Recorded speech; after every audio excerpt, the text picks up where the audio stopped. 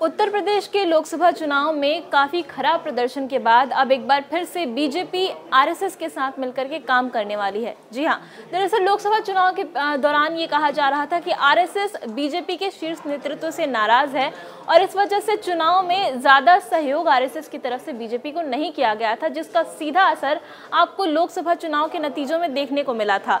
कहीं ना कहीं इसका खामियाजा बीजेपी को भुगतना पड़ा था, लेकिन अब आने वाले विधानसभा चुनाव के लिए एक बार फिर से आरएसएस बीजेपी का पूरा सहयोग करने वाली है। इसको लेकर के पूरी रणनीति बनाई गई है कि किस तरीके से आरएसएस के लोग बीजेपी के लिए काम करेंगे। दरअसल जब लोकसभा चुनाव हो रहा था तो उस दौरान इंडिया अलायंस जो है उसका ये बार बार कहना था कि अगर 400 सीटों के पार बीजेपी गई तो वो आरक्षण को खत्म कर देंगे और अगर पूर्ण बहुमत मिला तो वो संविधान बदल देंगे। और ये मुद्दा जो है विपक्ष का कहीं ना कहीं काम किया और दलितों और पिछड़ी जाति के लोगों में कहीं ना कहीं ये बात बैठ गई थी, जिसका असर साफ तौर पर देखने को मिला था। तो अब ऐसे में आरएसएस ने ये फैसला लिया है कि वो गांव-गांव जाकर के उत्तर प्रदेश में दलितों और पिछड़ी जातियों के लोगों से बातचीत करेंगे और उनको अपने पक्ष में करने की कोशिश करेंगे। तो चलिए एक नज़र इस पे भी डाल लेते हैं कि आखिर कौन कौन से वो मुद्दे हैं जिस पर आरएसएस इस बार उत्तर प्रदेश में काम करने वाला है।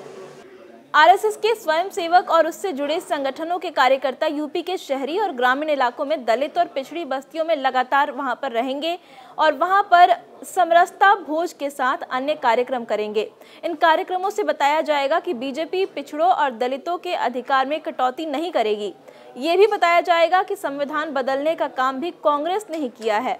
ओबीसी आयोग को संवैधानिक दर्जा मोदी सरकार ने दिया है। देश में सबसे ज्यादा पिछड़े और दलित वर्ग के सांसद, विधायक और अन्य जनप्रतिनिधि बीजेपी के ही हैं। मोदी और योगी सरकार पूरी तरह से दलित और पिछड़ा वर्ग की हितैषी है, ये साबित करने की कोशिश की जाएगी। पहला मुद्दा ये रहेगा आरएसएस का। दूसरा मुद्दा क्या है? आरक्षण। आरक्षण के मुद्दे पर आरएसएस जोर देगा। संघ सूत्रों के मुताबिक आरएसएस का जोर आरक्षण के मुद्दे पर ही रहेगा। बीते दिनों केरल में हुई संघ की बैठक में ये भी साफ किया गया है कि संघ आरक्षण का विरोध नहीं करेगा। इसका संघ घर घर प्रचार प्रसार करने वाला है। अगला मुद्दा होगा जातीय जनगणना। संघ जातीय जनगणना के मुद्दे पर भी जनता के बीच अपनी स्थिति को साफ करेगा। संघ बताएगा कि जातीय जनगणना देश की एकता और अखंडता के लिए जरूरी है।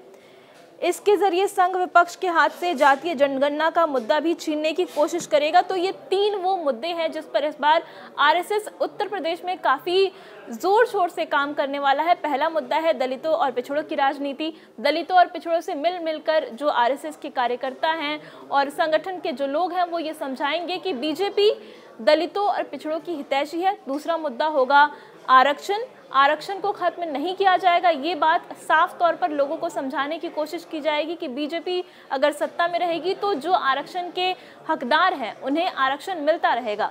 और तीसरा मुद्दा जिस पर विपक्ष लगातार जोर दे रहा है, जातीय गणना का मुद्दा, उसे भी कहीं ना कहीं हाईजैक करने की कोशिश आरएसएस के कार्यकर्ता करने की कोशिश करेंगे, ताकि लोग जो जातीय गणना के मुद्दे पर विपक्ष को वोट देने वाले थे वो भी अपना वोट बीजेपी को ही दें।